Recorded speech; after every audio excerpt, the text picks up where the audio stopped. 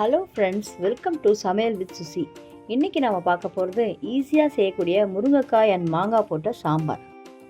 First ஒரு குக்கரில் துவரம்பருப்பு, பூண்டு, பெருங்காயம், மஞ்சள்தூள் போட்டு 5 விசில் விட்டு இறக்கிடுங்க.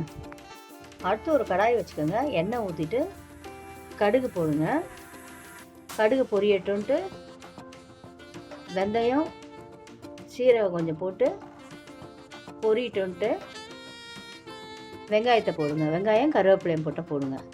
போட்டு கொஞ்ச நேரம் வதக்குங்க.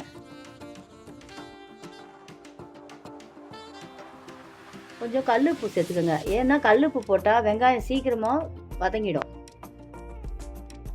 தக்காளியும் போட்டுட்டு வெங்காயம் தக்காளி ரொம்ப நேரம் வதங்கணும்னு அவசியம் இல்லைங்க சாம்பாருக்கு. இது மாதிரி இன்னும் நிறைய சமையல் வீடியோ பார்க்குறதுக்கு நம்ம சமையல் வித் சுசி சேனலை சப்ஸ்கிரைப் பண்ணிக்கோங்க. இப்போ மாங்காவும் முருங்காவும் போட்டு வதக்கணுங்க. வதக்கினதுக்கு அப்புறம் மிளகாத்தூள் ஒரு 5 ஸ்பூன் போட்டுக்கோங்க.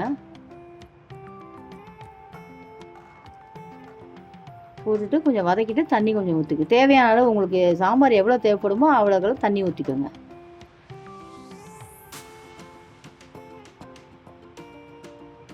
அவ்வளோதாங்க. கொஞ்ச நேரம் கொதிக்கட்டும். காய் நல்லா வேகட்டும். இப்போ 10 நிமிஷம் ஆயிருக்கும். நல்லா காயெல்லாம் வெந்திருக்கும். அடுத்து வேக வச்ச பருப்பு எடுத்து கரைஞ்சி ஊற்றிக்கலாங்க. கடைசியாக புளி கரைசலை ஊற்றி 10 நிமிஷம் கொதிக்கிட்டோடு சாம்பாரை இறக்கிடுங்க. இது வரைக்கும் லைக் பண்ணாதவங்க இந்த வீடியோவை லைக், ஷேர் அண்ட் கமெண்ட் பண்ணிக்கோங்க. இது மாதிரி இன்னும் நிறைய சமையல் வீடியோவை பார்க்குறதுக்கு நம்ம சமையல் வித் சுசி சேனலை சப்ஸ்கிரைப் பண்ணிக்கோங்க. அப்படியே மறக்காமல் பெல் பட்டனே ப்ரெஸ் பண்ணிக்கோங்க. அப்போ தான் நான் போடுற வீடியோலாம் நோட்டிஃபிகேஷனாக உங்களுக்கு வரும். அவ்வளோதாங்க. இப்போ நம்மளோட முருங்காய் மாங்காய் சாம்பார் ரெடி ஆகிடுச்சு. இப்போ நம்ம டேஸ்ட் பார்த்துடலாம். சாம்பார் சூப்பராக வந்திருக்குங்க. நீங்களும் இதே மாதிரி வீட்டில் செஞ்சு பார்த்துட்டு எனக்கு கமெண்ட்ஸில் ஷேர் பண்ணுங்கள்.